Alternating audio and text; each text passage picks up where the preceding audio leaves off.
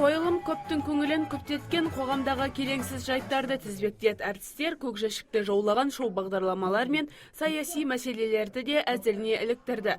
Мұның бірі төлтеңгеміздің құлдырауы, қарашы халықтың жанарын жасауратқан бұл мәселе бүгін еріксіз көздерді. Десек те салмақты әзіл көңілге ой салды.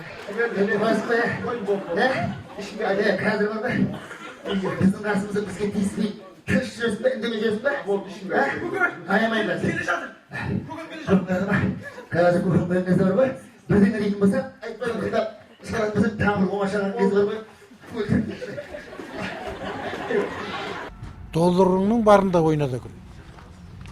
Доллар болса қалтаңда, талтаңда да талтаңда, теңге болса қалтаңда, жалтаңда да жалтаңда дегенде мақал шығарып алдық енді. Сөйтіп келеміздағы қазір теңгенің жаңа айқайы айтқымыз келеді. Ол теңге деген ол қазақ қой. Сол қазақтың жаңа айқайы.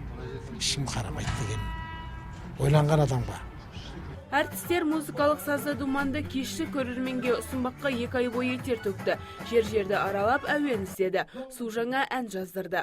Қойылым көпшіліктің көңілінен де шықты. Десек те халықтың қошеметіне бөленіп алғысын алған ұжымның жағдайы көңіл қынжылтады. Себебі әртістердің киінетін, тіпті әрленетін бөлмесі ашық аспан асты.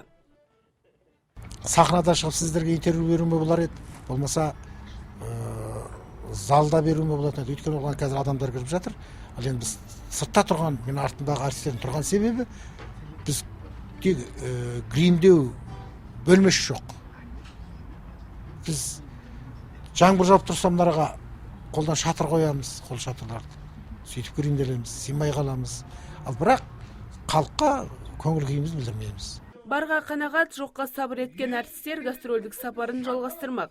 Ендігі бағыты Жамбыл облысы. Таңшолпан Шамбай, Мұрат Аденаев, Сұлтан Бақчанұлы, ТВК телеарнасы.